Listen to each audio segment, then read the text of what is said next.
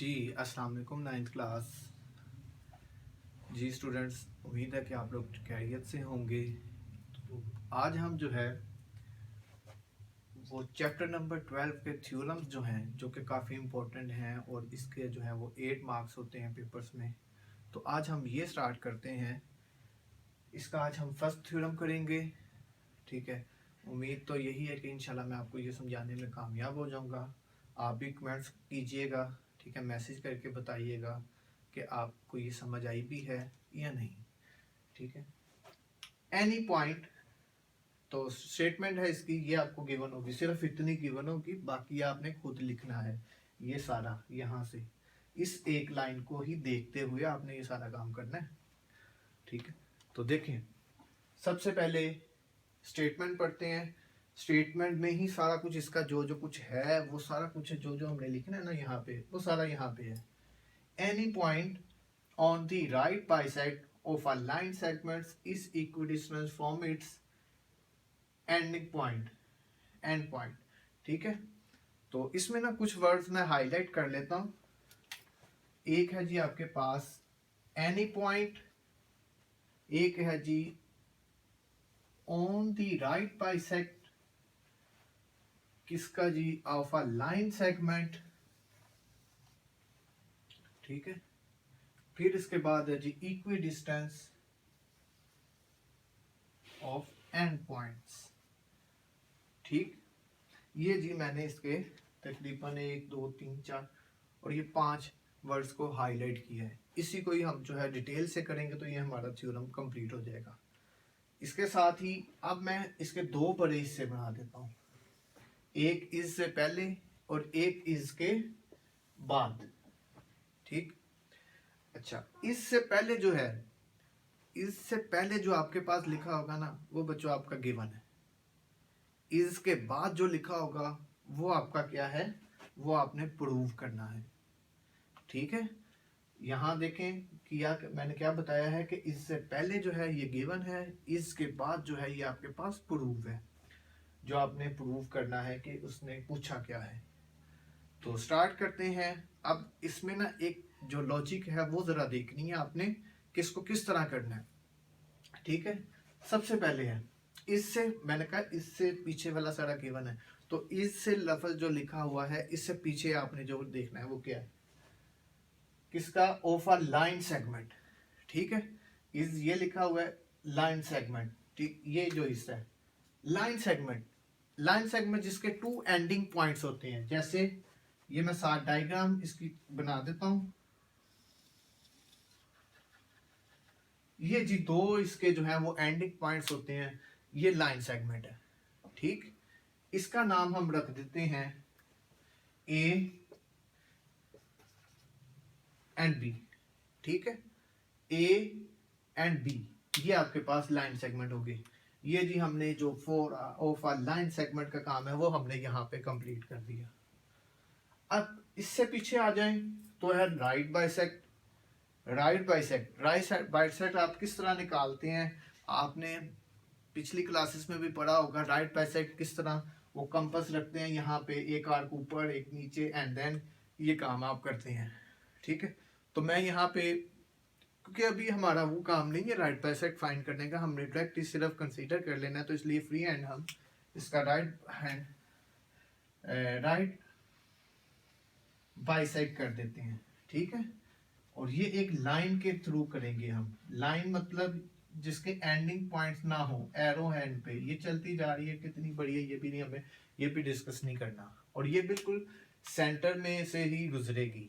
ठीक है, और ये बिल्कुल स्ट्रेट होगी, स्लोप नहीं होगी इसकी, बिल्कुल स्ट्रेट होगी, 90 का एंगल बनाएगी।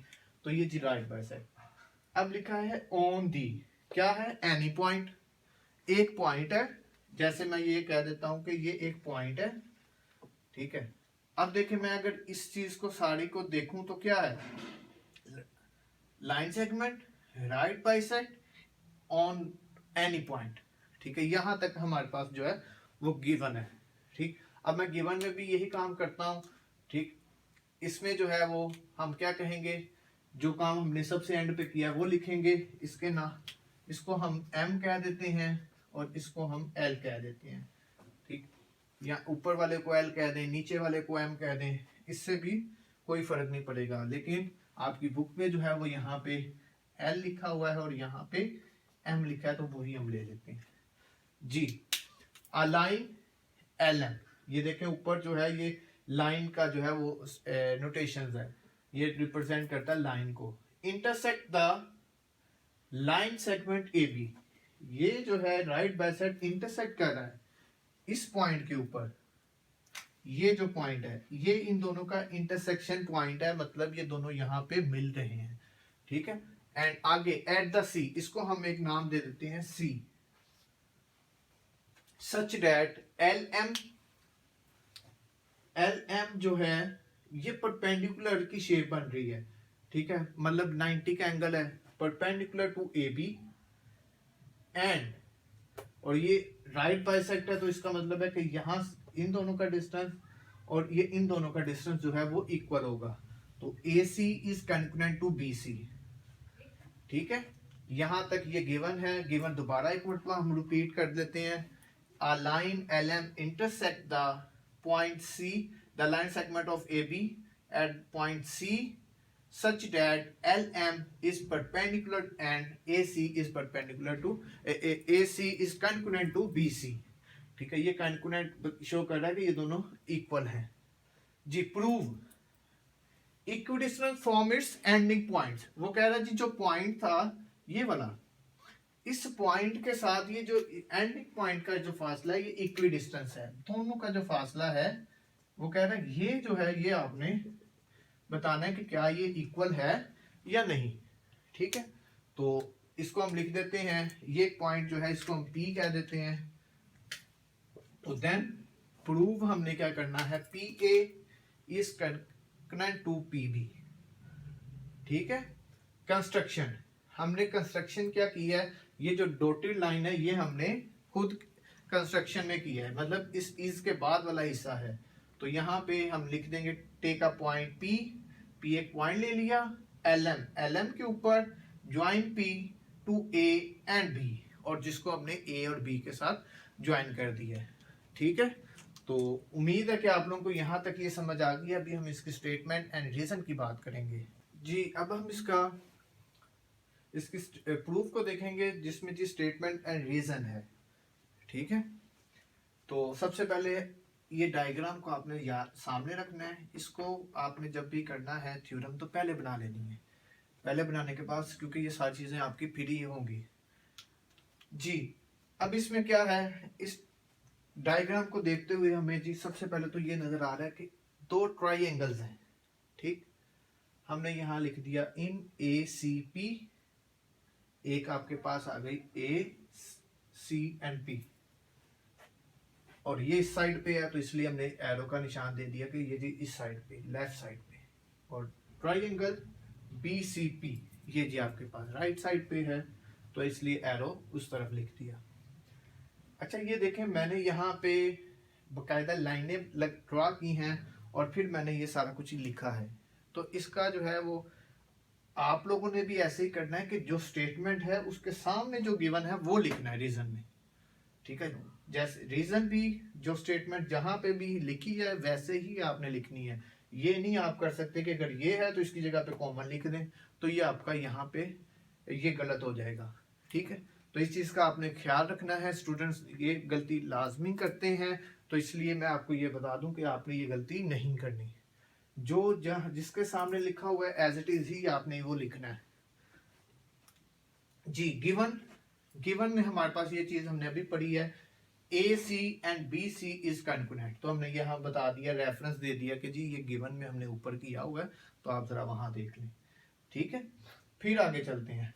फिर हमने ये कहा ये जो सेंटर में जो एंगल है ना, ये है आपका जो सेंटर में है, जो सेंटर में लिखा क्या होता है उसकी बात हो रही है। उसने कहा जी ACP एंगल, ये 90 का राइट एंगल है, तो फिर ये 90 का एंगल होगा। मैंने भी बताया है परपेंडिकुलर भी है, इस ट्राइंगल का भी 90 और इस ट्राइंगल का भी 90, ठीक है। अगर आप यहाँ पे APC लिख देते हैं तब भी गलती है, सेंटर में लिखना है C आपने, ठीक।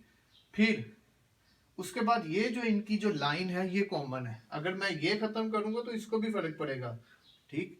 तो ये जो दीवार है, ये जो लाइन है, ये कॉमन है, तो हमने लिख दिया PC is congruent to PC। ये दोनों ट्राइंगल्स में कॉमन है। देखें अभी तक हमने क्या किया है, हमने कहा जी कि ये एक लाइन इसके इक्वल है, और ये जो एंगल एरिया है, एंगल दोनों के सेम है, और फिर हमने कहा कि ये जो दीवार है ये भी सेम है।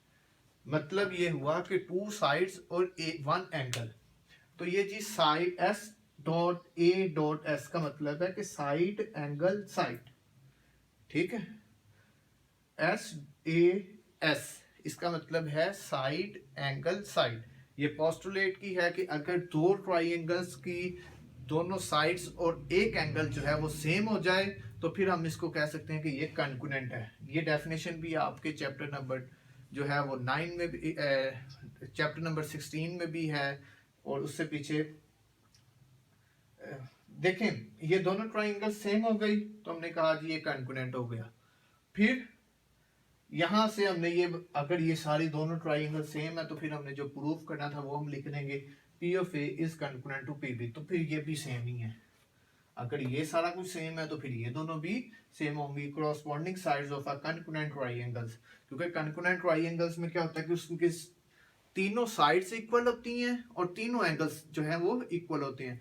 तो हमने दो को एंगल को देख लिया, इसका मतलब है कि बाकी भी होंगे, बाकियों को हमें लिखने की जरूरत नहीं है। यहाँ पे सिर्फ हम लिख देंगे PA is congruent to PB, ठीक है जी। आज का यही काम था हमारा, आपने इसकी प्रैक्टिस करनी है, याद करना है इसको, फिर आपने इसका मुझे कमेंट्स भी बताने हैं कि जी आपको समझ आई है या नहीं।